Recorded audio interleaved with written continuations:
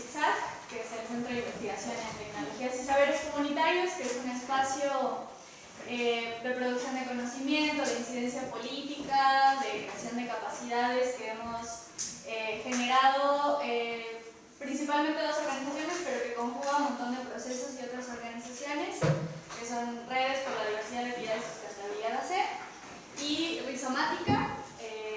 Y bueno, estas dos organizaciones unimos esfuerzos para generar un espacio de producción de conocimiento que tiene que ver mucho con nuestros procesos de acompañamiento con comunidades y pueblos indígenas en temáticas que tienen que ver con tecnologías y saberes comunitarios, como lo dice el nombre. Y el día de hoy vamos a compartirles una de las líneas de trabajo, de las líneas de investigación que estamos generando desde el CITSAC, que tiene que ver con autonomía tecnológica, que probablemente muchos de ustedes no sepan qué significa eso, porque es algo que recién se está empezando a discutir, qué es esto de la autonomía tecnológica y qué relación tiene con los pueblos indígenas. Entonces, para hablar un poco sobre este tema, pues invitamos a Carlos Vaca, que es mi compañero en la organización y que está ahora como encargado de hacer funcionar este espacio de investigación desde el CITSAC, y a Dani Muniz, que viene de la comunidad de Cherán, que es parte de un colectivo que se llama Chamoneta, y ya les contará un poco más de qué va el trabajo. Y con ellas hemos estado trabajando, son varios compañeros que han estado impulsando un proyecto de redes inalámbricas y de comunicación en Cherán, y han estado pues, pensando y repensando junto con nosotros qué es esto de autonomía tecnológica, cómo construir otros procesos de comunicación en las comunidades indígenas. Y al final vamos a pasar un video que refleja una de las experiencias que tuvimos recientemente como varias organizaciones nacionales e internacionales en Cherán, que fue un semillero, le llamamos el semillero de redes comunitarias de Labia Yala. Y van a ver un poquito como de qué va esta experiencia que fue en Cherán en junio pasado, que fue ideada por mi querida Ixi. Y pues abriremos el espacio para preguntas y charlar, pues es una charla, así que siéntanse libres en la confianza para conversar y hacer todas las preguntas que quieran hacer.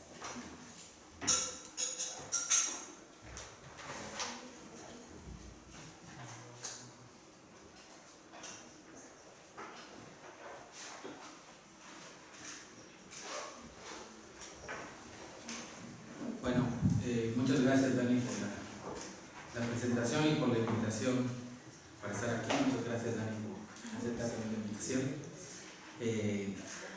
Es muy emocionante estar en este proceso porque, en este sitio, porque Dani nos habla mucho de las cosas que se hacen por acá y apenas es mi primera oportunidad de conocerles y de comenzar a tejer los vínculos. Estoy emocionada en ese sentido, entonces muchas gracias también por acogernos aquí, por brindarnos el espacio y por poder participar en él. Antes de comenzar, ¿habían escuchado alguna vez de este término de autonomía tecnológica? ¿No? ¿Y a qué les sonaría? ¿De qué estaríamos hablando? Pues a mí me suena, por ejemplo, a este proceso de algunas comunidades, por ejemplo, las líneas de teléfono, o sea, que empezaron a promover sus líneas telefónicas fuera del territorio del CEL. Ajá. Sí. ¿Qué más nos diría ese término? Seguramente hemos escuchado siempre autonomía por un lado y tecnología por otro. ¿Por qué hablamos de autonomía tecnológica? ¿Qué es autonomía? Ser en tus propios términos. Ah, muy bien. ¿Qué otra cosa nos dice de autonomía? Volvieron a entrar ahí las radios indígenas, los sistemas de radio, los GP, todas las radiodifusoras ahorita que se están entretejiendo. Sí. Pero qué, o sea, esto de, ¿cómo era ser nosotros? ¿O cómo? Ser en tus propios términos. Ser en tus propios términos.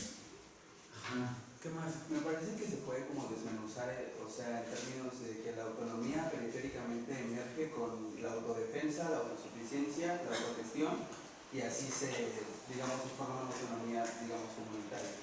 Ajá.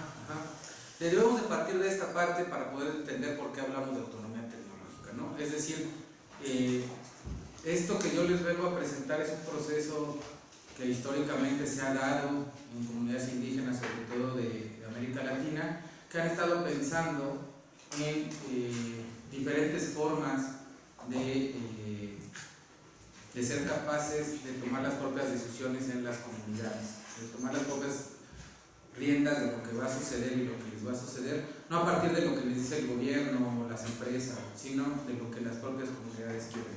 Y es una lucha bien importante en temas de defensa del territorio, en temas organizativos, en temas políticos, etc. La tecnología en esto se ha vuelto una herramienta bastante importante, pero que necesita ser siempre criticada y siempre analizada para poder establecer una dinámica en la que no sea la tecnología en la que consuma las comunidades, sino que las propias comunidades sean quienes generen sus proyectos tecnológicos a partir de lo que quieren, necesitan y pueden hacer. El término específicamente surge en el 2016 en Bolivia, en la cumbre de comunicación indígena del Habla Yala, donde se reúnen más o menos cada 3 años comunicadores y comunicadoras de todo el continente y analizan ciertos temas, y uno de los ejes que se pensó fue el de soberanía tecnológica. Entonces decían, vamos a tener soberanía tecnológica. Pero en la discusión que se dio ya al interior del grupo que estábamos por allá, decíamos, sí, soberanía se refiere a un término de esta capacidad de una persona o un cierto individuo de tener poder sobre las cosas, ¿no? Cuando pensamos en un soberano, es una persona que tiene el poder sobre las cosas que están alrededor de él. Y más bien se pensó en cambiar el término para hablar de autonomía sobre esta capacidad de decidir sobre las tecnologías. Es decir, ¿cuántas veces nosotros hemos podido tener esa capacidad de decisión? Podemos decidir si nos compramos una Mac, una tablet de Windows o una PC, pero no podemos decidir más allá de eso, ¿no? Nos han dicho que eso es indispensable y que si uno viene a la escuela y no entrega sus trabajos en Word o PDF, pues no está bien, ¿no? ¿Cómo lo va a calificar el maestro?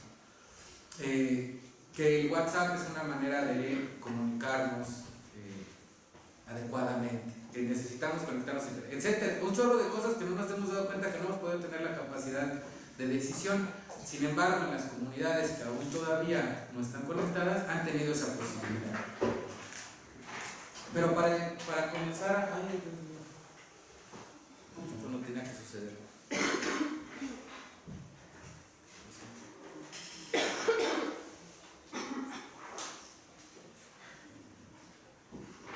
Ya ven, la tecnología no nos deja decidir muchas cosas. Está en nuestra contra. A ver si ahora.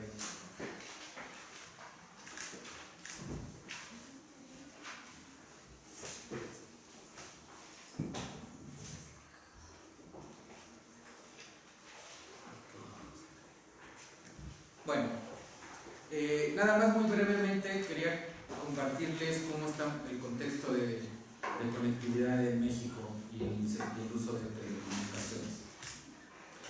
En el 2016, una encuesta que se llama Induti, que la pueden consultar, es la más reciente, es la de este año, es una encuesta sobre el uso de tecnologías en los hogares. Decía que el 47% de las personas que vivimos en México usábamos alguna computadora, el 59% usaba internet y el 73% teléfono celular. ¿Cómo se construye el Induti? Básicamente con una pregunta de ¿has usado alguna vez computadora? Entonces, este 47% que dijo que sí, incluye además mucha gente que alguna vez ha bajado de su comunidad para ir a algún sitio para hablar por Skype con su hijo que vive en Estados Unidos, ¿no? Y ya con eso la respuesta es favorable porque han usado computadora, ¿no? Si estos datos los llevamos realmente a una práctica y un análisis profundo de cómo se usan estas tecnologías y si realmente existe el acceso o no existe el acceso, estaríamos hablando de números todavía más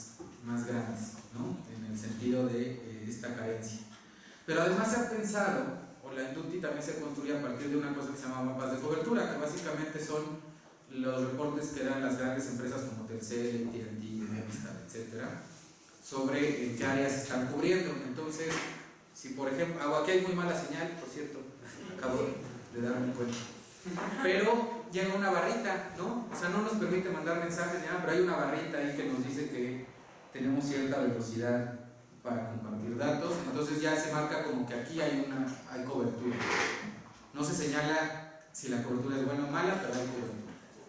Para que se den una idea más o menos, en un estado como Chihuahua, solamente el 10% de la población tiene acceso a un servicio de 4G. Solo el 10% de la población en Chihuahua tiene servicio de ese tipo. Mientras que otro 35% tiene acceso a la tecnología 2G, que es aquella tecnología que nos permitía solo mandar mensajes y hablar. Seguramente muchos de ustedes se saltaron ya esa tecnología y no se acuerdan porque era la tecnología que ocupaban los más viejitos. ¿Y esto a qué se debe? No solamente, cuando hablamos en términos de acceso a las telecomunicaciones, no solamente tenemos que pensar en que exista o no exista la cobertura, o que exista o no exista la posibilidad de señal, sino el hecho de que los costos de los servicios son muy altos, ¿no? Para algunas personas representa más o menos el 40% de sus ingresos poder pagar un plan de celular.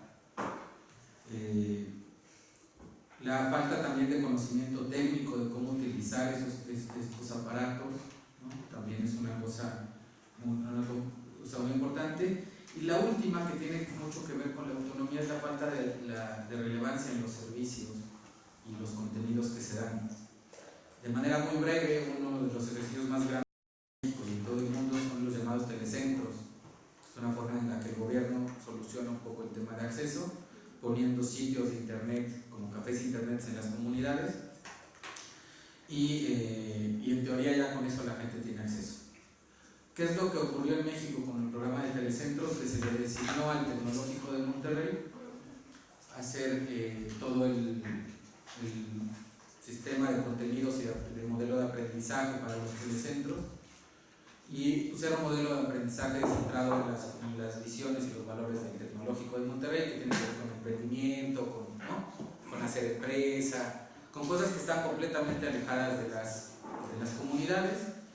Y al final lo que resultó pues, es que la gente, estos programas de capacitación que se estaban diseñando desde esta universidad, pues nunca se utilizaron. Y los telecentros actualmente pues no se usan. En la fotografía, que se puede ver mejor tal vez en las pantallas, les puse ahí una imagen de una comunidad que tiene 9 antenas arriba de su palacio municipal o sus oficinas municipales. ¿Cuántas de esas 9 antenas creen que funcionan? Solamente 2 funcionan. Una es la telefonía celular comunitaria, ahorita les cuento un poco más de eso, y la otra es la de la telesecundaria. Las demás antenas han sido de proyectos estatales que no han funcionado, ¿no? Y así es la historia en casi todas las comunidades del país. Cuando hablamos de autonomía tecnológica, es decir, si ya estamos viendo que las empresas del gobierno no van a resolver estos problemas, ¿no?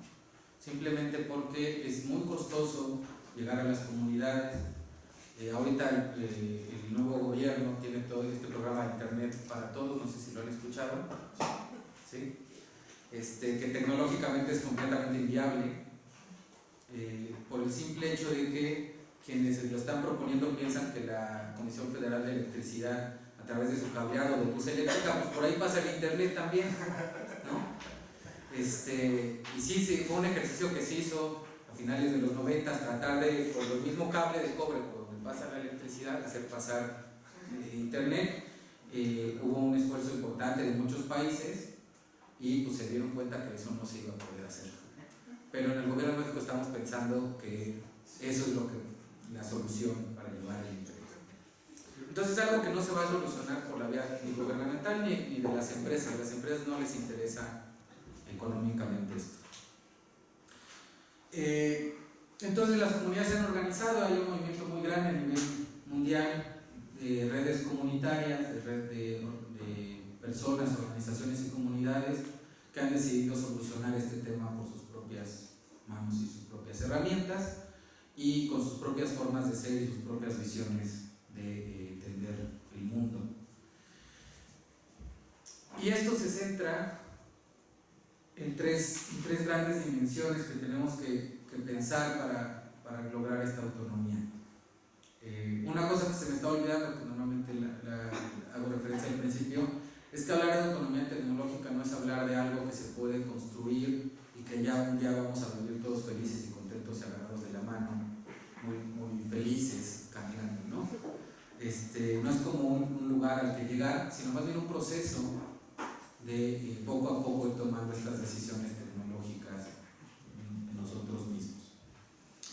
Y para ello es muy importante entender que el Internet funciona a través de tres grandes capas, ¿no? Para que nosotros tengamos, si yo les mando ahorita un mensaje a alguien de ustedes, no es que sea magia, ni tampoco es que del celular llegue a su celular el mensaje, sino hay toda una serie de cosas por las que tiene que pasar ese mensaje. La primera de ellas, la que está hasta abajo, es la capa física o la capa de infraestructura, que se compone de todos aquellos aparatos, cables, chunches, como le queramos llamar, que hacen viable que se transmiten, se pueda dar la transmisión de datos. La red mundial, que es la más grande, es una red que que tiene dos vías para poder comunicarse. Una de ellas es el cable submarino. El cable submarino literalmente es un cable que está abajo del lecho marino, una cosa como de este ancho más o menos, que tiene fibra óptica. Las empresas que lo desarrollan y que controlan el cable submarino, pues han decidido también en dónde se coloca ese cable submarino. ¿Entre qué países creen que está la mayor cantidad de cables submarinos que hay en el mundo? Estados Unidos, Europa. ¿Sí? Ajá. Estados Unidos y Europa, ¿no? O sea, si nosotros vemos el mapa del cable submarino, vamos a ver ahí la mayor cantidad de infraestructura. Y la otra parte es Estados Unidos con Asia, ¿no? En América Latina hay países que no tienen acceso a cable submarino, ¿no? Hay muchos de ellos, entre ellos, por ejemplo, Bolivia, que no tiene mar, pero hay otros países, sobre todo en Centroamérica, que no tienen acceso. En México tenemos dos grandes accesos, uno es en Nayarit y el otro está en la Riviera Maya, ambos controlados por Telmex. Entonces no sé si recuerdan que hace no mucho, hace muy poco, tal vez unas 2 o 3 semanas y hace como 6 meses, se cayó toda la red de Telmex. ¿Se acuerdan? Que no servía ni celular ni internet, ¿no? Estábamos casi entrando en pánico porque sentimos que el mundo se iba a acabar. Las 2 veces ha sido por un problema en la entrada del cable submarino en Nayarit. Es decir, si ese cable no funciona, se cae la red. Una vez que entra el cable submarino, existe algo que se llama red troncal o red dorsal. La red troncal hagan de cuenta, las grandes tuberías que proveen de agua a una ciudad, ¿no? Imaginemos que el agua la recibimos de un lago, y entonces este lago podría ser la red mundial, y después vienen unas grandes tuberías que llevan el agua a la ciudad. Esa sería la red troncal. La red troncal en México tenemos solamente dos redes también, una es la de Telmex y la otra es la de la Comisión Federal de Electricidad. De nuevo, no confundir la red eléctrica de la Comisión con la red de fibra óptica que tiene. Es una red indispensable para que en todo el territorio se pueda llegar a internet, y hay estados que no tienen red troncal en sí. Por ejemplo, Chihuahua es uno de los estados que tiene una sola entrada en Juárez. En Oaxaca no hay red troncal, entonces tienen que conectar hasta Puebla para poder acceder a esta red. Y bueno, una vez que se tiene esto, viene una red, lo que se conoce como red de transporte. La red de transporte es cómo hacemos de esa tubería para llegar a las colonias, si nos imaginamos el sistema de aguas. esta red de transporte. Ya existen aquí un poco más de experiencias de autonomía, más variedad de empresas, Maxcom, Easy, etcétera, tienen redes de transporte. La red de transporte más grande y conocida comunitaria del mundo está en Cataluña, se llama Bifinet, bifi.net. Y ellos han desarrollado ya toda una infraestructura muy grande para ser un operador completo en Cataluña de fibra óptica. Y ya después está la red de última milla, la red local. Hagan de cuenta que llega a la colonia y ya de ahí pues expande, ¿no?, esta entrada. En la última milla existen ya muchas experiencias que han desarrollado proyectos de redes comunitarias, en donde la gente, por ejemplo, contrata un acceso a través de una de estas grandes empresas y después se lo dividen con diferentes modems, ¿no? Hacen esta cosa de dividirlo y aligerar precios. Y hay proyectos ya mucho más desarrollados que son los que les voy a platicar aquí. La siguiente capa es la capa lógica, el software que utilizamos, es decir, cómo se puede compaginar los lenguajes que hacen posible que los aparatos se comuniquen entre sí. Y bueno, la mayoría del software que utilizamos es un software que ha sido diseñado también por empresas y que tiene ciertas características que nosotros no sabemos. ¿Alguien sabe, por ejemplo, que cada vez que actualizamos a cualquier programa de nuestra computadora dejamos abierta una cosa que se llama backdoors? ¿Alguien había escuchado de los backdoors? ¿Y sabe, a ver quién ha escuchado para qué serviría un backdoor? Para que alguien no se entre, ¿no?, a tu computadora. Ajá. Pero en los términos y condiciones, ¿para qué nos dicen que sirve? Según ellos es para términos de mantenimiento o acceso, no sé, a otros datos que tú le das siempre que sí, protegiendo el servicio. Exacto. Imaginen que yo descargo PowerPoint y entonces lo actualizo y me abro estas puertas de acceso. En teoría es para que alguien de Microsoft pueda meterse a mi computadora y ver por qué tengo un error ahorita que no se pasó al PDF como yo hubiera esperado, ¿no? ¿Cuál fue el error? Se mete a la computadora, lo analiza y lo resuelve. Eso sería como lo ideal. El problema real es que no sabemos quién está en esta computadora en este momento. O si hay alguien en la computadora, o si hay un aparato en la computadora, ¿no?, que esté vigilando lo que estoy haciendo. Y así como eso hay muchísimas cosas que estamos aceptando constantemente con tal de usar la tecnología que nos han dicho que es la mejor, ¿no? El software libre pues es un esfuerzo que seguramente ya han escuchado hablar de mucha gente tratando de transformar estas cosas y volverlas apropiadas a la gente. Y la otra es los servidores DNS, los servidores raíz o el sistema de designación de nombres. Esto básicamente es un proceso en el que el Internet se organiza y se habla entre sí, no por palabras, ¿no? Si yo pongo enes.unam.mx, eso no es como el Internet se está entendiendo a mí. Eso lo traduce a un número y ese número es lo que hace que se comunique la web y sepa dónde está el servidor que tiene alojado el sitio que se llama enes.unam.mx. Estos servidores de nombres pertenecen solamente a 13 organizaciones en el mundo. O sea, son 13 las organizaciones que tienen control de esto. La mayoría de ellas están en Estados Unidos. En el gobierno está la NASA, están algunas universidades, pero también está el Ejército de Estados Unidos, es una de las que tienen nombres. Algunas otras empresas europeas. Y solamente hay una experiencia en donde podríamos hablar de autonomía tecnológica en este aspecto, y es la Nación Navajo en los Estados Unidos. Son quienes tienen su servidor raíz y su aparato de designación de nombres. ¿Cuál es lo preocupante de esta parte? Que yo cada vez que pongo una página web, fuerza por un servidor de estas tres organizaciones. A fuerza tiene que pasar. Y entonces no importa si mi página web es una página en donde está hablando de defensa del territorio y que me estoy cuidando muchísimo que mi computadora sea totalmente alejada del software privativo o comercial, si al final entonces cada vez que me meto a una página web, estas puertas y esta vigilancia y estos sistemas se me están dando porque yo busqué una página. ¿Sí más o menos me explico? Y bueno, normalmente la gente técnica se quedaría hasta acá. Si vamos a un foro de tecnologías de internet, nos van a hablar de esta parte. Pero para nosotros y para las comunidades, la parte más importante tiene que ver con la capa social y económica. El internet, de nuevo, así como requiere aparatos y requiere ciertos lenguajes simbólicos para funcionar, no existe si no existen personas que usemos y le demos vida a esa red.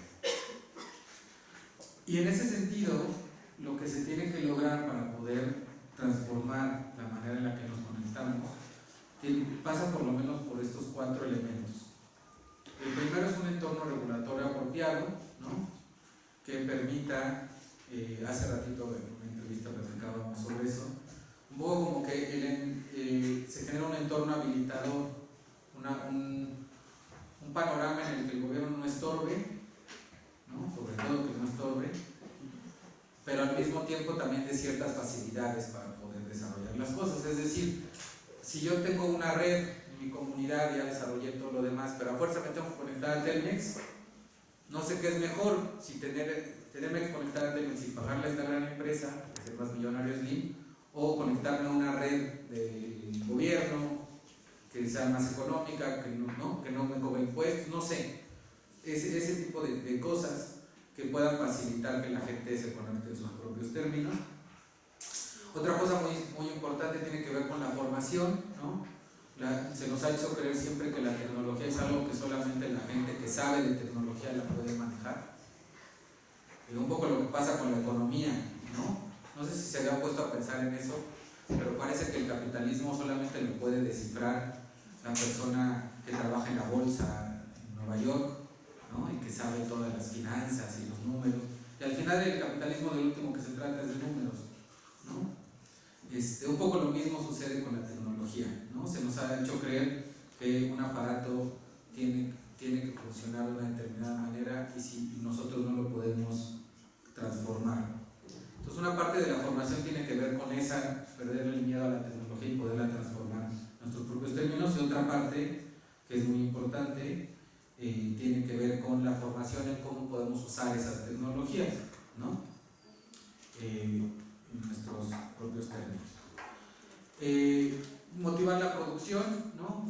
De nuevo, siempre se piensa en las redes comunitarias, cómo podríamos hacer para no solo acceder a Netflix, o sea, es una red comunitaria, se diseña, se hace todo el esfuerzo de que sea libre, pero es para acceder a Netflix, pues no, o sea, ni está mal ni está bien, o sea, no es algo que podemos tampoco ponernos a juzgar, pero tal vez no sea el objetivo, ni se requiera todo el esfuerzo que hay alrededor de eso. Entonces es muy importante que la gente generemos nuestros propios materiales de comunicación, poder generar nuestros propios contenidos y también distribuirlos, ¿no? Es decir, cómo hacer para que esos contenidos sean distribuidos. Ya voy a acabar con la parte más teórica, que es más.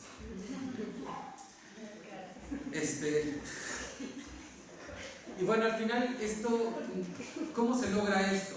¿No? O sea, ¿de qué manera se da este intercambio que permite que estas cosas se den? Hay gente que sabe mucho de tecnología, gente que sabe desarrollar estos aparatos y estas cosas que les mencionaba, y hay gente que necesita este conocimiento para poderlo establecer en sus propios términos.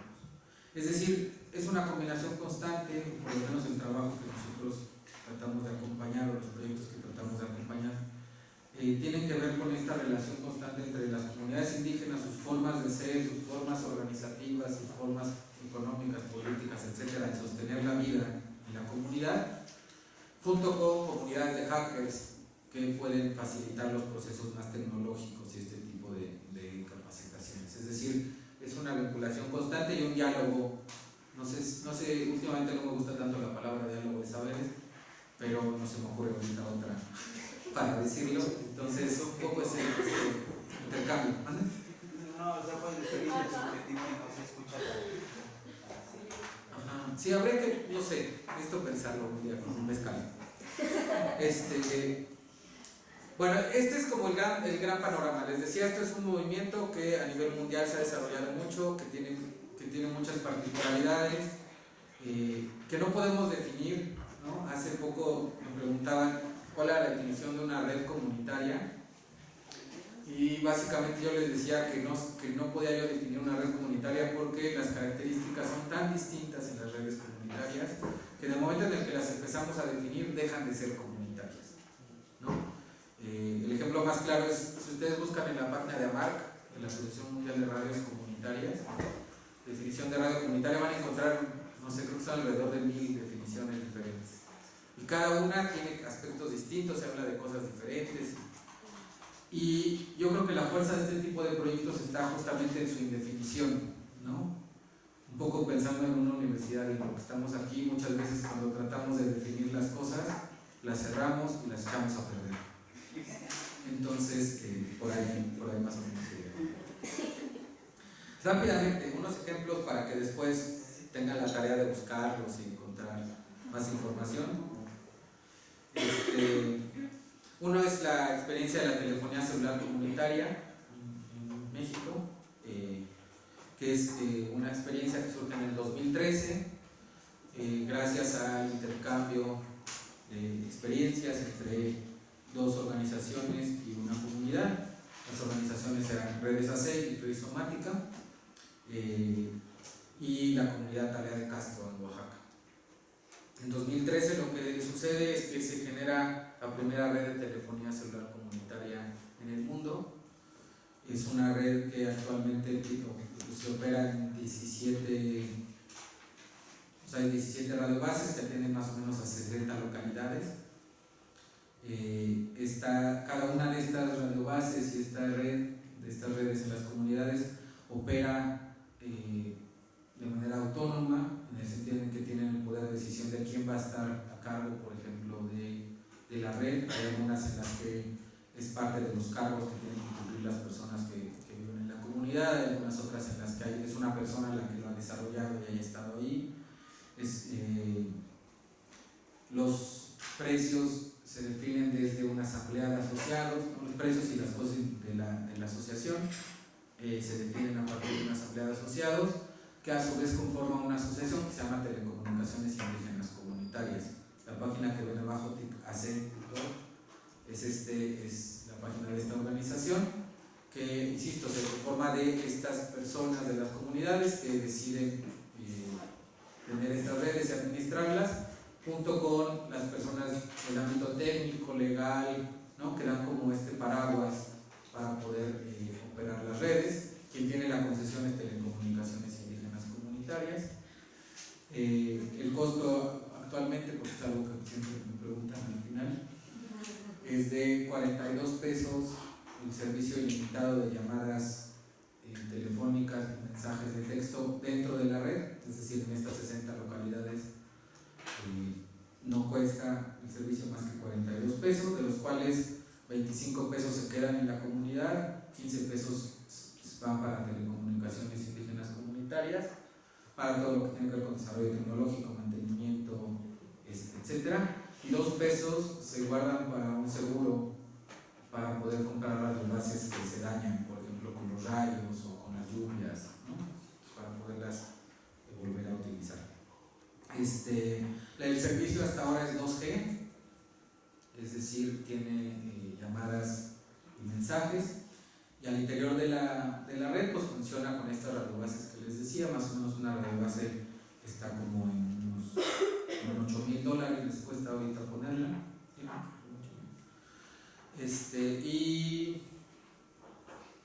Y bueno, las llamadas hacia afuera salen por una cosa que se llama protocolo de voz IP, que es básicamente un túnel, hagan de cuenta, en el internet, que está dedicado a voz, y les puede costar unos cuantos centavos hablar a Estados Unidos, ¿no? Es lo que más se utiliza para hablar con los migrantes en Estados Unidos. Antes pagaban 9 pesos el minuto y ahora pagan, creo que alrededor de 40 centavos el minuto para hablar a Estados Unidos. La red se ha empezado a expandir, se abrió hace muy poco una nueva red de payment, la de Tono, en Guerrero. menos es de la experiencia. Les dejo la página para que hagan su tarea.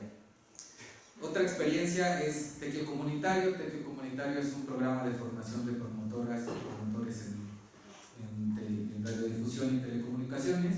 Dani fue participante de la segunda generación.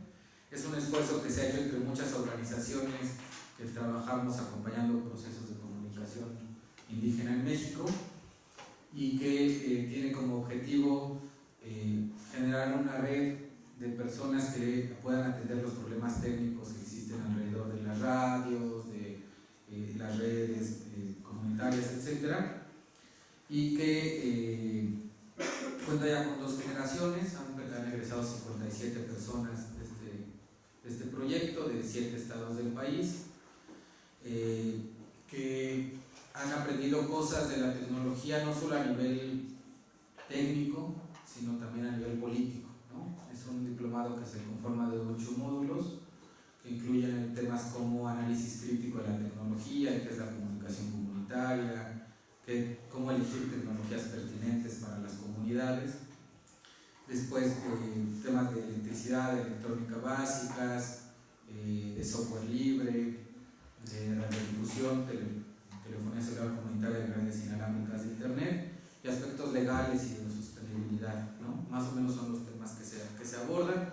Es un diplomado itinerante en el que los participantes viajan una vez al mes a diferentes comunidades a conocer proyectos, a conocer el territorio y bueno, pues al final se ha generado esta red.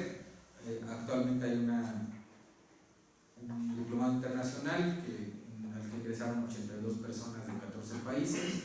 Ese es la mitad en línea, bueno, más de la mitad en línea, en colaboración con las telecomunicaciones, y la otra parte va a ser un campamento de entrenamiento presencial que tuvimos que poner por las burocracias,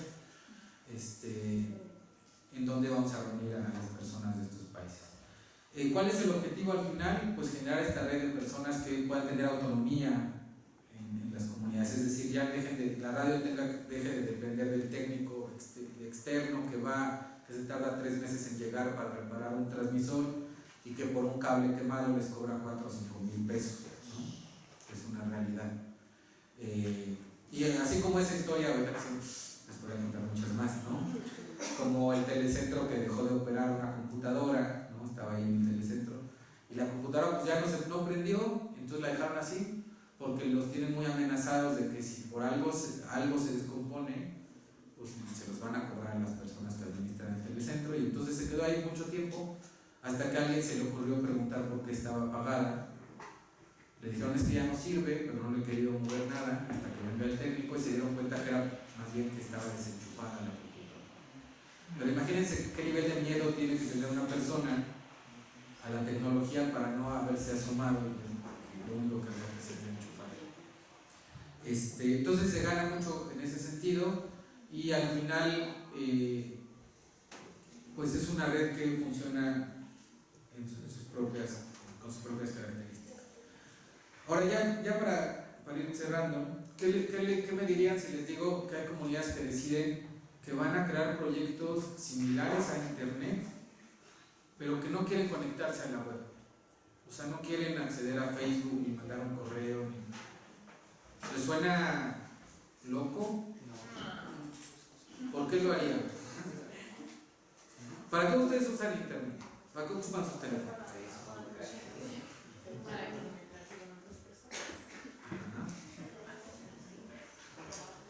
Entonces, ¿se imaginan a alguien que dijera que no quiere, o sea, que quiere generar un proyecto con tecnología Wi-Fi y todo muy bien puesto, pero que no quiere conectarse a internet? No quiere entrar a Facebook, para eso no le va a servir. ¿Para qué le serviría? Podría haber una base de conocimiento en todos los que tengan acceso a esa red podrían acceder a esos datos, pero depende de qué es lo que quiera hacer.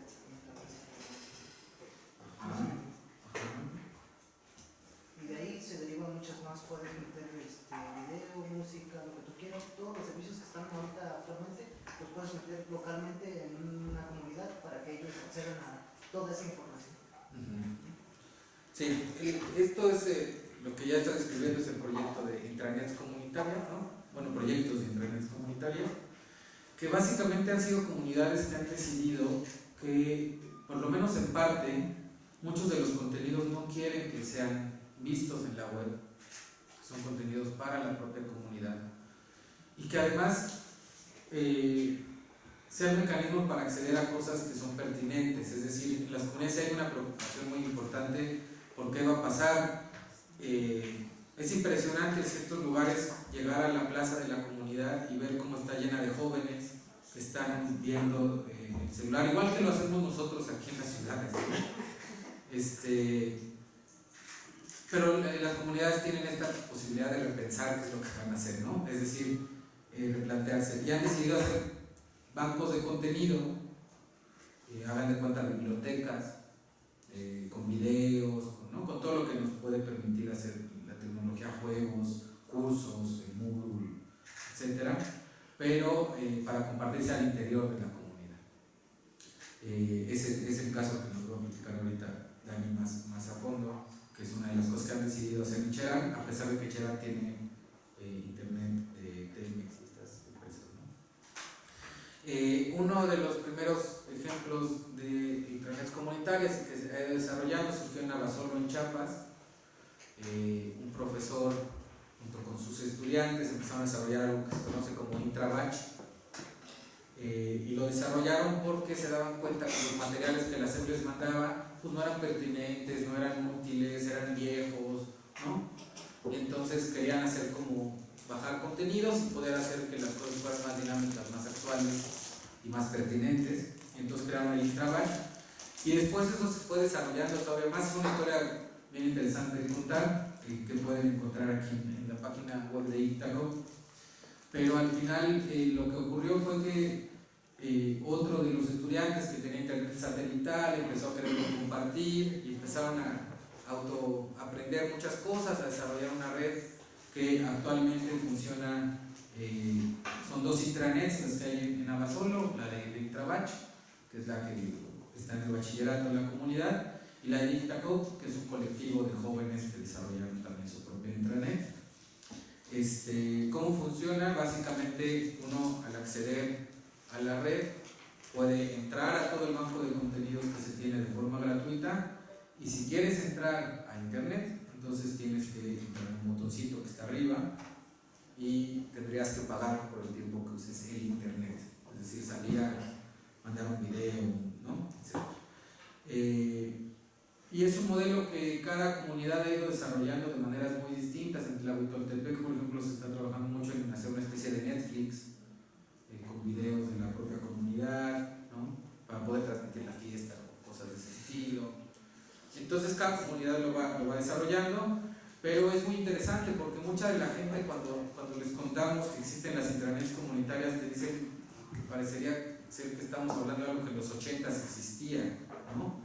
Como algo que no debería de ser, que no es tan actual como parece. Esta me lo voy a saltar, porque es de lo que vamos a hablar, Dani.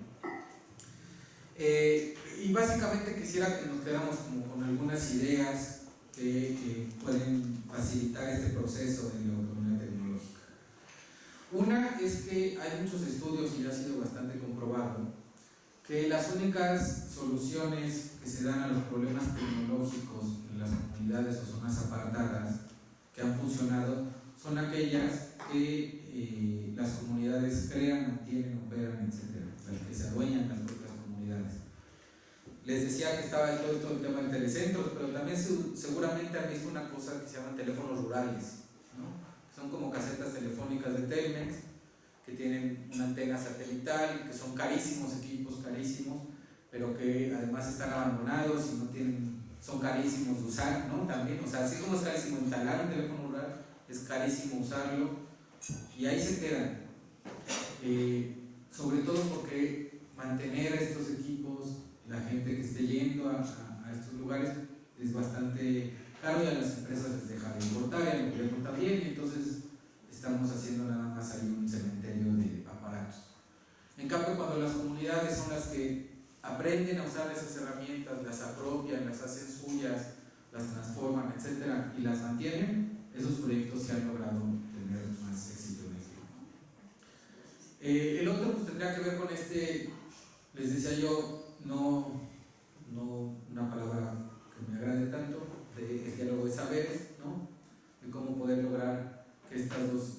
visiones del mundo y estas tecnologías que son externas y que pueden dañar mucho a las comunidades, en realidad no lo hagan, sino sirvan como herramientas para solucionar las propias necesidades.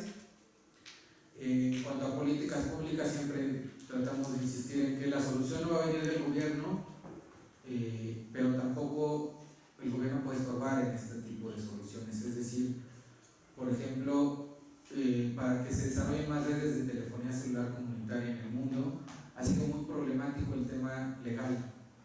Aquí es muy chistoso porque justo en uno de los gobiernos más neoliberales que tuvimos, la gente siempre nos pregunta cómo en el gobierno de Enrique Peña Nieto se pudo lograr un cambio en la legislación de telecomunicaciones que permitiera que existiera una red de telefonía celular como la que hay, ¿no? Para que se den una idea, imagínense el golpe que decía, muchos de los medios titulaban la nota como "La comunidad que derrotó a Slim".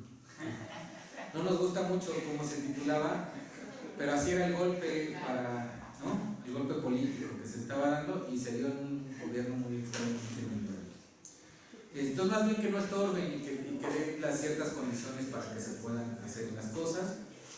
Y una que es muy importante, y sobre todo me gusta decirla en las universidades, es que las soluciones tecnológicas no siempre, las mejores soluciones tecnológicas no siempre son las que se ven más nuevas. No se trata todo del 4G ni del 5G, de verdad no va por ahí. Al contrario, ¿no?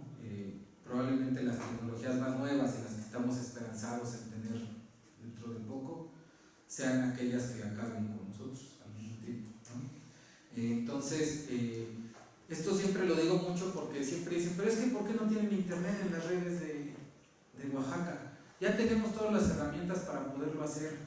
Les sorprendería eso sería otra plática, pero ya se tienen todas las herramientas, se tiene internet satelital que nos dio una capacidad de gobierno, se puede hacer ya 4G en las comunidades. Los que no han querido son las comunidades, porque para ellos lo importante era la comunicación, que ya la tienen con los mensajes y las llamadas de voz. Entonces han decidido que por el momento no es importante tener 4G, ¿no? Pues es bien interesante ese proceso, pues. Y bueno, pues ahí la dejaría porque me extendí mucho tiempo.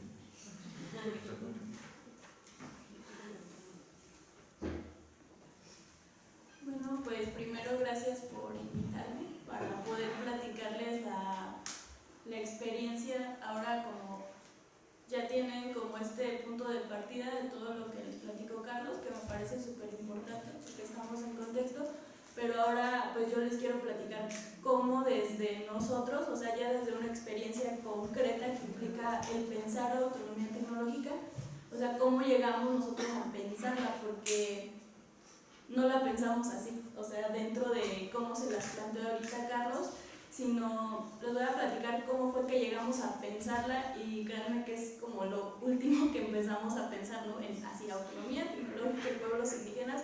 Es lo último que nos pasó cuando preguntarnos y nombrar. Antes que nada, llegamos, sí fue parte importante el tequio comunitario que mencionaba ya Carlos, porque llegamos ahí por una necesidad de autonomía, ¿no? En cuanto a meterle mano a los equipos de la radio comunitaria que ya se tenían. Ahora entendemos, ¿no?, la comunicación comunitaria pues como eso que se da en una comunidad, no necesariamente indígena, o sea, no necesariamente Michoacán, no necesariamente Cherán. Dentro de esta comunicación, pues vaya las formas propias que tenemos de hacer comunicación. ¿Y qué es eso? Nada más transmitir un mensaje que le llegue a la otra persona en el mismo código que tú le entiendes, ¿no? Ahora, dentro de esto tenemos, si nos vamos a Cherán específicamente, pues la radio comunitaria. Tenemos otra radio, pero tenemos específicamente una radio comunitaria, las bocinas que siguen funcionando para llamar a las asambleas y demás formas pues que tenemos de nombrarnos, de comunicarnos, de decirnos ciertas cosas unos a otros dentro de la comunidad, no dentro de Cherán.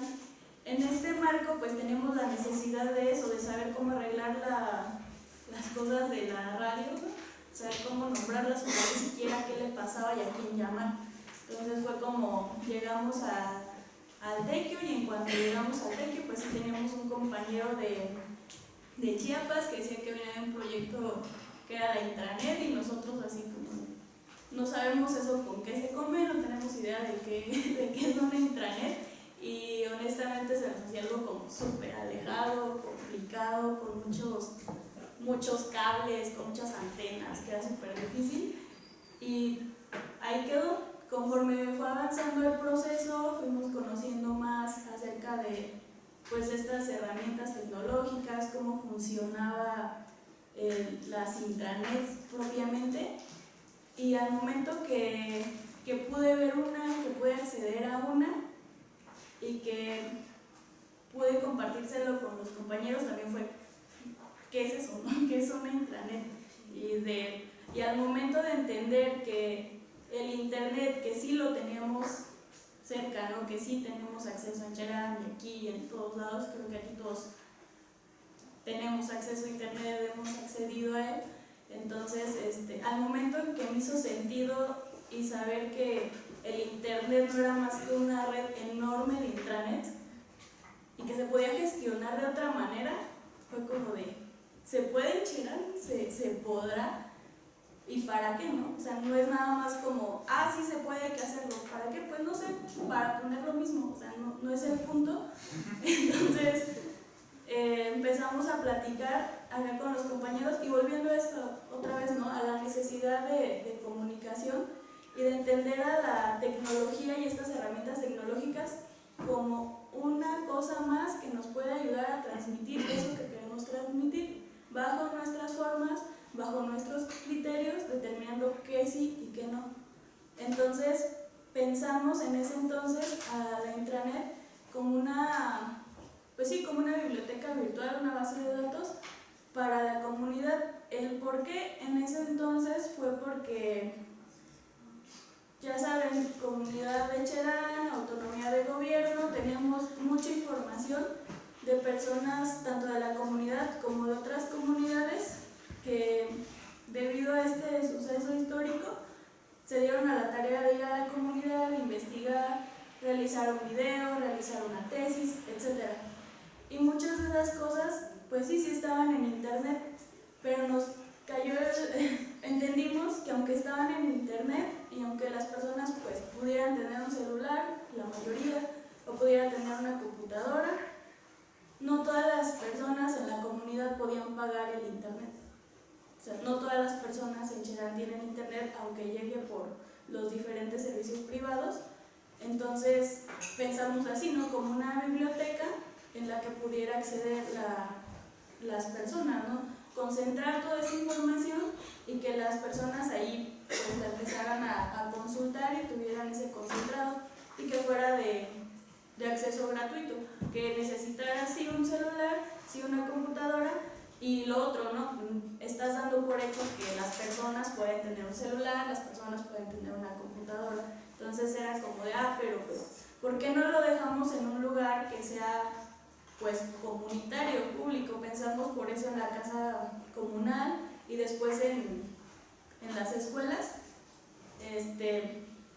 Si hay tiempo les contaré ya cómo empezamos a diseñar nuestra estrategia de por dónde nos vamos a ir, porque es un proceso que pues consideramos apenas está como en pañales, que vamos lento pero vamos, y que también con honestidad ha sido un proceso que pues lo pensamos como la imagen que le pusieron ahí de las intranets, que es una cosita así lo pensamos, pero así en principio. La realidad es que no, ahorita tenemos un pequeño servidor, tenemos 2 nodos instalados y estamos pensando en instalar un tercer nodo. Entonces, después de ya tener decidido qué era lo que queríamos, para qué lo queríamos, entonces sí fue otra vez el proceso, ¿no? De si puedes cargar también todo eso en una página de internet, aparte del dinero, ¿no? De que no todos pueden tener internet en su casa y bla. Pues también fue como empezamos a pensar pues es cierto, ¿no? ¿Qué es la autonomía tecnológica? ¿Por qué tener un servidor ahí en la comunidad? ¿Por qué instalar tú los nodos? ¿Por qué invitar a las personas a que planteen qué es lo que quieren? Porque ahora lo estamos pensando también en eso, de no nada más dentro del colectivo donde se gesta la intranet, de cómo surgió, no de concentrar todo eso, sino también ahora pensamos las múltiples posibilidades que nos da el tener ya nuestro servidor y el tener los nodos. O sea, ya no solamente puede ser la biblioteca virtual, pueden ser un sinfín de posibilidades que determinaremos entre todos cuando se dé, ¿no? Y conforme se apropie la comunidad de esta nueva herramienta tecnológica. Entonces, los puntos importantes en el hecho de pensar esta autonomía tecnológica con pueblos indígenas, o tan solo de acercar la palabra tecnología a lo indígena, nos parece de suma importancia, porque es algo como que en general a la gente no es algo que relacione normalmente. O sea, se cree que justo lo indígena es como la tradición, el preservar las costumbres, el quedarse como en esto, ¿no? O el decir la bocina, ¿no? Que a final de cuentas es una herramienta tecnológica, pero se considera como más arcaica, como no tan moderna, no tan desarrollada. Entonces, por eso es importante para nosotros apropiarnos de estas herramientas y empezar a pensarlas y proponer usos, porque nos parece que somos muy pasivos en cuanto a las propuestas de uso de las herramientas tecnológicas, no solamente en Cherán, no solamente en las comunidades indígenas, en general. O sea, creo que hasta el momento en el que decidí que sí podíamos y decidimos que sí podíamos meterle mano a esto, fue cuando se me ocurrió que podía proponer un uso de una herramienta tecnológica que en la vida la sentí cercana. Y o sea, no es algo que podamos, y me gusta repetirlo, no es algo que podamos hacer solo desde las comunidades indígenas, sino que pueden hacer todos ustedes, ¿no? En principio cuestionarse qué tan pasivos han sido respecto a la tecnología, ¿no? Porque creo que ni eso hacemos, o sea, ni hablar de producir, ahora sí que las computadoras, los códigos, ¿no? Simplemente hablar de proponer formas de uso a las que ya están dadas. Y la otra que nos llevó también a fortalecer todo esto era de sí, ya estamos en autonomía de gobierno, elegimos usos y costumbres, y bla, pero volviendo a lo mismo, ¿y por qué no pensar la autonomía en otros niveles, no nada más de territorio? Si al final de cuentas es parte de nuestro territorio donde estamos desarrollando todo esto. Y el otro punto, ¿no? De que siempre pareciera que dicen tecnología, no, pues, y lo he escuchado en miles de contextos, les hace daño a los jóvenes, ya no se quitan de ahí. ¿Por qué no mejor proponer algo distinto y repensarlo también desde que ellos nos digan, ¿no? ¿Qué quieren? ¿Por qué la tecnología? Y si es algo que ya está inmerso en las comunidades indígenas, que el hecho de que no le entremos no significa que no va a llegar, no significa que no vaya a romper, a destrozar, ¿no? ¿Por qué no mejor apropiarte de eso y proponer algo más? Entonces, esta es como la historia breve de cómo fue que nos animamos a empezar a gestar una intranet ahí en Cherán. Y pues, más bien nos gustaría saber qué dudas tienen o qué les gustaría en qué hablar. Ah, sí, ponemos un video. Es que parte de lo que ha sucedido después pues, fue este semillero de redes comunitarias que se dio en Cherán, y tenemos el estreno mundial, o sea, no se ha visto en ningún otro lado. Y sí puede firmar después también.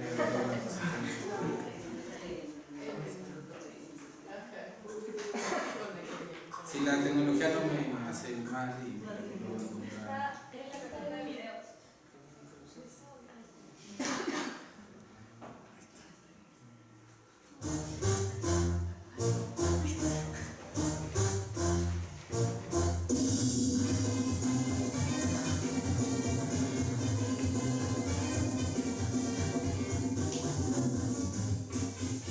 Redes comunitarias significa, concretamente en este caso, con la tecnología, es implementar todo lo que son las telecomunicaciones dentro de una comunidad, pero no solamente aplicando la tecnología tal cual, sino apropiándola o adecuándola a la forma de vida que tiene cada comunidad, y sobre todo usándola de acuerdo a las necesidades existentes en cada pueblo o en cada organización.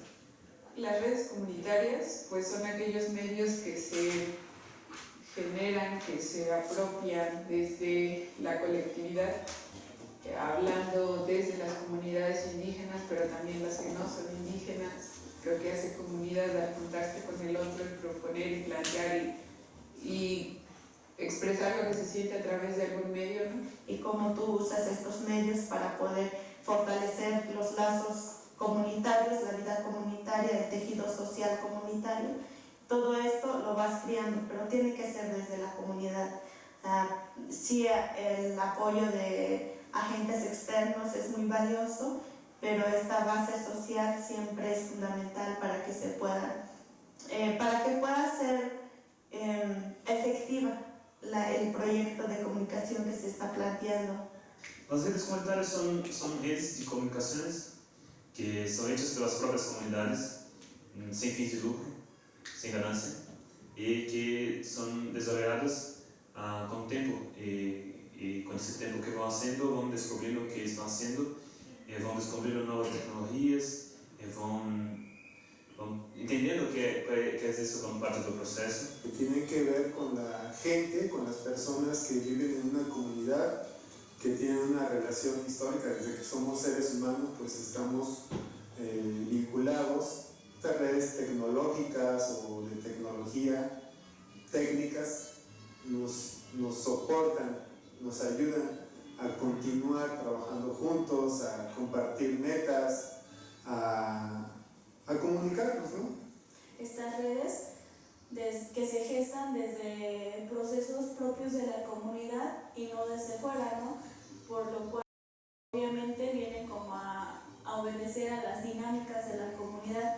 En estos procesos la principal diferencia es que estamos como más activos y no solo contratando un servicio. No viene como de una empresa, ¿no? Sino más bien es algo creado en la misma comunidad. Es una dedicación, el tiempo que le das y el esfuerzo, el corazón de cada una de las personas que viven en la comunidad para el beneficio de ellos mismos.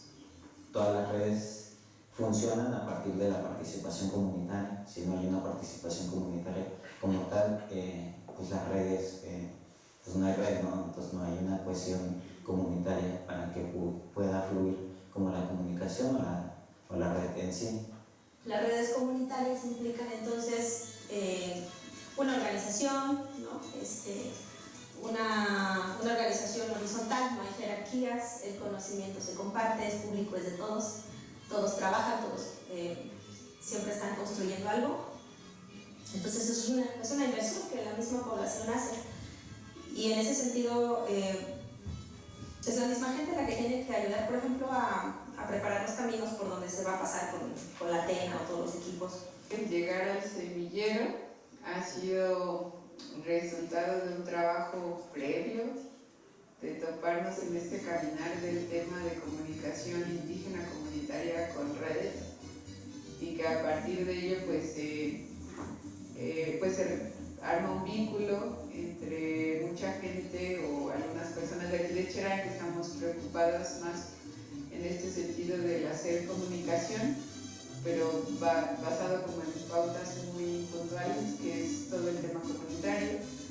Empezamos a pensar que sería muy padre tener una intranet en la comunidad y empezamos como ya a soñarla entre todas, y la verdad es que veíamos como muy lejano todo por lo que implica. Entonces desde redes se nos platicó del proyecto de semillero. Hace un tiempo conversamos con Tesomática y Redes para llevar adelante un proyecto que se llama Semillero de Redes Comunitarias, y bueno, fue como planteándose un poco la idea hasta que decidimos hacer la primera instancia y era aquí en México y se resolvió que fuera acá en Cherán. El semillero es un evento, una escuela con un montón de cosas para las personas que tienen ganas de saber cómo hacer su propia red, su propia tecnología para comunicaciones. Uno de los motivos principales de este encuentro es que se junten la primera generación y segunda generación del tequio comunitario, que fue organizado por diversas organizaciones, más de 12 organizaciones. Venimos a esto para reencontrarnos con el objetivo de seguir caminando juntos y juntas. Empezamos con una perspectiva de la metodología, de hacer eso con las comunidades. Es algo muy importante, que por veces si no tenemos una manera certa de hacerlo, nos vamos fuera del proceso, nos vamos fuera de las posibilidades de hacerlo y perdemos la oportunidad de hacerlo. Entonces hay una metodología muy rica en que se focan en las comunidades, se focan en lo que las personas quieren, que están haciendo ahí, se focan en cómo ellas quieren hacer, en cuál tecnología quieren manejar, quieren elegir. Cuando pensamos en esta idea de intranet, que a muchos no nos quedaba claro, pero que al menos había como una noción de que sea algo local, algo que se genere con pautas que nosotros mismos establezcamos, pero que también es una herramienta que por las dificultades a veces hasta económicas, por ejemplo en el caso del material que se ha producido de Cherán, pues no nos da el abasto para tener una impresión para todos, por ejemplo, ¿no? Y entonces el pretexto es la intranet, un medio electrónico en donde la mayoría de la juventud y de las personas adultas, hasta incluso los abuelos, cuentan con un dispositivo que puede ser útil para que los temas de interés comunitario puedan ser compartidos. Entonces, creo que ahí es donde caímos a esta posibilidad de que era necesario algo así. Un intranet es una red de una comunidad propia que no es necesario que salga a la red global que es el internet, pero que la pueden usar todos en la comunidad. Son espacios de intercambio internos que responden a una autonomía que llevan más de 40 años construyendo. Lo que viene a hacer el intranet es hacer una herramienta que acompañe esa autonomía. Tenemos algunos roteadores acá, que son los zip routers, que crean una malla de red inalámbrica, y esta red está toda conectada en todos los puntos. Entonces, ponemos ahí un servidor, una compu, que tiene unas herramientas instaladas y se puede accesar las herramientas desde su navegador en su compu o en su celular, no sé. Entonces, la idea de intranet es que tenga contenidos, herramientas, aplicaciones, pero están solo en lo territorio. Solo se puede acceder a eso si está conectada en la red inalámbrica en su territorio. Se tiene una internet, se privilegia el conocimiento local, se privilegia lo que está haciendo localmente, se privilegia lo que las personas hacen, lo que las personas hablan, la comunicación con las personas que están ahí, estar más conectado con lo que está cerca de usted. La autonomía tecnológica para mí, pues, supongo que tiene que ver también como la otra autonomía, como que pudiéramos reapropiarnos de los medios e integrarlo a nuestras costumbres, a nuestros valores, a nuestra forma de vivir y de pensar. Entonces, la autonomía tecnológica tendría que ver también cómo nosotros integramos la tecnología para nuestro buen vivir, o como diríamos allá, pues sana para vivir, para una vida buena. Es una resistencia más. Bueno, y la autonomía también es responsabilidad, ¿no? Responsabilidad personal, pero también responsabilidad con los demás. Eso también es muy importante, entender las motivaciones, lo que sostiene el proyecto. Muchísimo compromiso. La autonomía tecnológica sería que una tecnología, aunque no sea nacida en la comunidad, sea apropiada por uno y sea usada y útil en la comunidad. Y que autonomía significa que se pueda usar sin necesidad de agentes externos, de personas que vengan a ayudarte a administrarla, sino que tú te la apropias, la aprendes, la desarrollas inclusive, y esto es de la comunidad, más bien. Que nosotros tengamos el poder y la decisión sobre la infraestructura que tenemos para poder montar un servidor, para tener conexiones a internet que no sean propias del Estado o propias de una empresa, sino que puedas modificar o decir esto no me gusta, este otro sí me gusta, o tengo esta necesidad, no sé, de incluir un mensajero en la telefonía o en los datos que estoy usando, o no lo necesito, y entonces tú decides si sí o no. Podemos saber que son hechos por otras personas, pero nosotros podemos arreglar, cambiar, manejar eso con las propias manos. En ocasiones se piensa que toda la tecnología viene a adoptar dinámicas, ¿no? Y puede que sea cierto porque, vaya, ya están pensadas para cierto sector social y para cierto tipo de uso que generalmente es de consumo, ¿no? Creo que la importancia de la búsqueda de la autonomía es como que nos descolonizar, como fomos colonizados por un montón de gente de afuera y nos impusieron un montón de costumbres, de jeito de vivir, de hacerlo con la tecnología, que sea, con todo. La autonomía pasa por nosotros mismos entender eso. No estamos acostumbrados a pensar que la tecnología también nos puede servir, no tanto solo para satisfacer una necesidad, ¿no? Sino que la tecnología es una herramienta y que debemos adecuar a nuestras necesidades y no nosotros acomodarnos ahí, ¿no? Otro elemento importante es la defensa del territorio, cómo usas estos medios para poder tener una buena comunicación respondiendo siempre al contexto comunitario, ¿no? Al contexto de las comunidades, que somos también muy diversas, todas las comunidades en el país son muy diferentes, cada quien tiene su particularidad y más allá de nuestras fronteras estatales, territoriales, podemos también ir creando esta forma colaborativa de generar nuestros medios y de crear contenidos. Me llevó mucho, unas grandes experiencias, pues esto lo que es la red comunitaria, de cómo es que podemos crear tantas cosas, trabajar en equipo, saber cómo las necesidades de nuestras comunidades. Me llevo enseñanzas técnicas, me llevo enseñanzas sobre cómo hacer la planificación y poder involucrar a toda la comunidad en sí para que sea sostenible, para que ellos puedan tomar sus decisiones y poco a poco que ellos hagan crecer esta red comunitaria. Eso me llevo.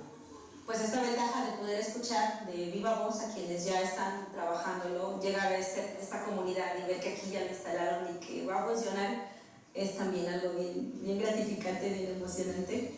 De repente el sueño como de todo esto que se estaba creando y pensando, independientemente de que pueda variar o no en el camino, el hacer por ejemplo estas pruebas y ver una red con el nombre, o sea, que sea libre, que ahorita las pruebas con la banda van a ser a ver qué es esta plataforma y que puedan entrar y que de repente eso mismo te genere hasta un ruido para la gente que no lo tenga claro o para la gente que quiera cuestionar por qué se está haciendo. Se está viendo o se está encaminando este trabajo hacia formar redes, lazos y otras personas que están en esta misma sintonía, pues emociona y entusiasma. Sobre todo porque son comunidades donde se piensa que no hay estos niveles de pensamiento. Esto es el semillero, ¿no? Es un esfuerzo colectivo de muchas personas para lograr que esto siga caminando y ojalá podamos seguir juntos y juntas sembrando más semillitas, esparciendo las semillitas y que crezcan muchos bosques, ¿no?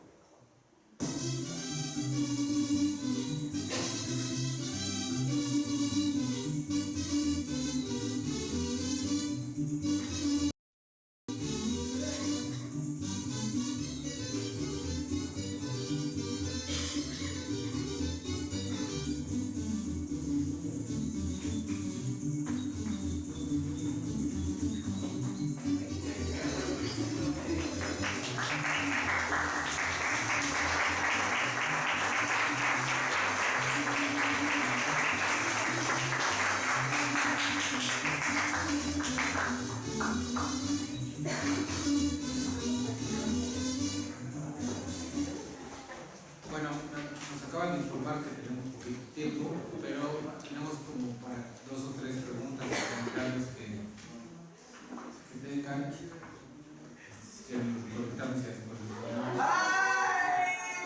se queda un poquito más de tiempo que teníamos.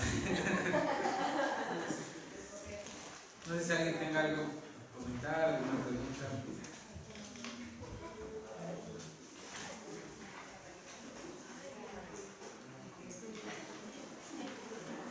Ahí veo algunas caras que van a decir. Bueno, primero que nada, muchas gracias por compartirnos sus experiencias.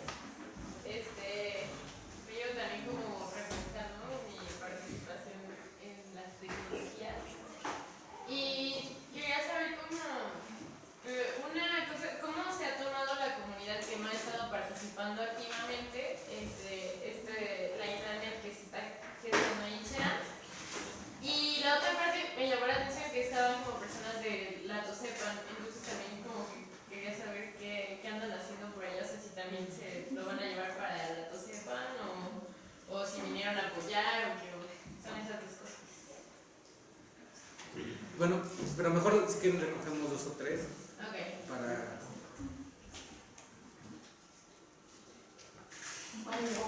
Que nos cuenten más sobre la estrategia de implementación en las escuelas de lo de internet. Eso sí se puede.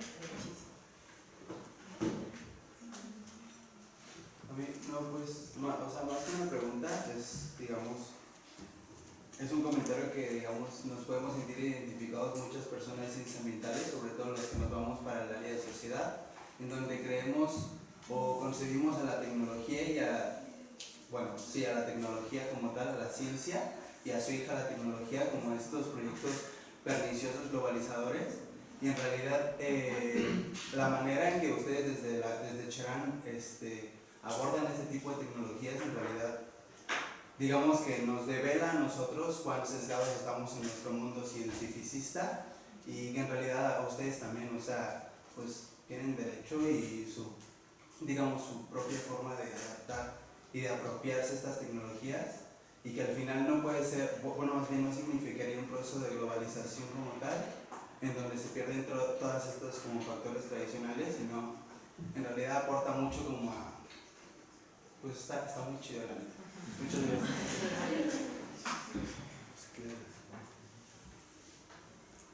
Pues respecto a cómo se le está tomando a la gente que no está como desde el colectivo, también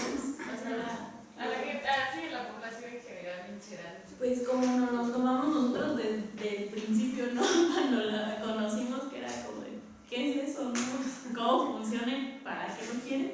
Y ya que pero es muy padre porque, bueno, al menos ahora no nos ha tocado a nadie que nos diga, no, pues es que vienes a romper cosas que aquí no, sino es como de, qué padre, ¿no? Que desde acá se esté pensando en una alternativa diferente, porque justo eso, con personas mayores sobre todo, ¿no? Que son luego quienes dicen, no, pues es que los jóvenes ya solo se la pasan pegados al celular, pero hay que ver qué están viendo, ¿no? Y si podemos tener como el control o la regulación de qué es lo que se pone ahí para que vean y les ha agradado como mucho, y siempre es de, ¿por qué no ponen más? O sea, ¿por qué solo ahí? Porque evidentemente es una herramienta más, tiene sus limitantes, no es todopoderosa, entonces pues no cubrimos ni de chiste ni siquiera un cuarto de lo que es la comunidad, ¿no? Es poco, pero ha sido por eso y de que pues le trabajemos, ¿no? O sea, ya quieren ver como una plataforma terminada, que es una chambota, pero en eso vamos. Y TOSEPAN pues andaba ahí por el semillero, aprendiendo también, no recuerdo si ahorita, no sé si tú, Ricardo, pero yo no recuerdo específicamente si están tratando de gestar una internet, pero sé que sí tienen muchos procesos de diferentes herramientas tecnológicas para apropiación y autonomía dentro de su territorio, ¿no? Eso es indudable en telefonía, por ejemplo, en radio, y no solo en eso, ¿no? Y no sé si me acuerdo. Sí, la vinculación con las escuelas, eso lo pensamos como en un segundo momento y depende de varias cosas. O sea, sí es algo primordial, pero depende de la ubicación en donde ahorita tenemos los nodos para que las antenas se puedan ver entre sí ubicación de donde están las escuelas, o sea, implica, vaya, la construcción territorial que hay, el relieve geográfico y todo eso, ¿no? Pero consideramos que es un elemento importante y de vinculación inmediata porque estamos pensando en poner nodos en espacios públicos y de la comunidad. Y en tanto que se pensó en principio como esta biblioteca virtual donde se concentraban saberes de la comunidad, por eso y donde hay pues herramientas tecnológicas como computadoras, pues son en las escuelas, ¿no? Que son de uso libre. Bueno, de lo de Tosepan, de manera muy breve, la Tosepan está, pues es una cooperativa de cooperativas, lleva más de 40 años funcionando, para los que no la conocen. Tienen cooperativas de salud, de turismo, de pimienta, de miel, etcétera, etcétera. Y hace poco estuvieron en su 40 aniversario pensando qué quieren hacer para los siguientes 40 años. Entre las cosas que pensaron, bueno, la Tosepan tenía desde hace un rato una radio en Sala, en Puebla, acaba de tener concesión hace un poquito, pero ya lleva varios años operando, y decidieron que una de las cosas que querían hacer era justo caminar hacia el cooperativismo y la autonomía en el tema de las telecomunicaciones. Bonnie y Juan Carlos, dos personas que trabajan en la Tosepan, cursaron también el diplomado de Tequio, ahí conocieron como estas herramientas y bueno, todavía no podemos adelantar demasiado lo que se está haciendo ahí, pero sí les podemos contar que es un proyecto integral de telecomunicaciones autónomas lo que van a hacer, es decir, incluye intranet, incluye acceso a una red troncal, van a hacer su propia red troncal de fibra óptica, la que les contaba hace rato, telefonía celular comunitaria vía satélite, incluye muchas cosas. Y es un proyecto que creemos es muy importante porque tiene sus principios justo en el trabajo que tiene 40 años desarrollado la Tosepan, ¿no? Es decir, y tiene otras formas muy distintas a lo que está ocurriendo en Cheranito, tiene otras formas muy distintas a lo que ocurre en las comunidades con telefonía celular comunitaria. Por eso les decía yo que era imposible definir las redes, ¿no? Y lo que decías de la ciencia y la forma en la que nos hablan de la tecnología no sucede solamente en este campo, ¿no? Alguna vez platicando yo con ingenieros agrónomos, pues lo que les van a enseñar es justo lo que no se debe de enseñar, ¿no? O sea, así como ahorita nos están diciendo que necesitamos empezar a comprar más aparatos cada año, cada 2 años, ¿no? Aparatos que en realidad no tienen mucha utilidad, lo mismo sucede en el campo cuando llegan a tratarles de enseñar técnicas que lo que acaban haciendo es que a las 2 o 3 cosechas esa zona es totalmente árida. Y las comunidades, sin embargo, hay tecnologías que pueden beneficiar a la producción del campo, pero si las comunidades no las conocen, no las apropian, no las entienden de manera autónoma, entonces se vuelve un problema. Entonces yo creo que sí es un problema en general que no solo tiene que ver con telecomunicaciones y conectividad y comunicación, ¿no? Y que al final todo el tema de la autonomía tecnológica de nada sirve si no está el proceso en la comunidad desarrollado. Y lo que decía Dani, creo que ya nomás para cerrar, bueno, una frase que para que se la queden, se van a acordar de mí, es que no hay que tirar al niño con el agua sucia, decían los maestros, ¿no? En sociología cuando estudiaba. Cuando hablábamos de autores que no les gustaban, decían, bueno, pero no hay que tirar al niño con el agua sucia. Es un refrán que surge de cuando estaban los niños en las bañeras, ¿no? Entonces, pues, para no tirar, ¿no? El niño no se vaya tan bien. Lo mismo se ve con las tecnologías. Hay que quitarles agua sucia del baño, pero dejar al niño en la bañera, ¿no? Es decir, lo que nos sirve que se quede ahí.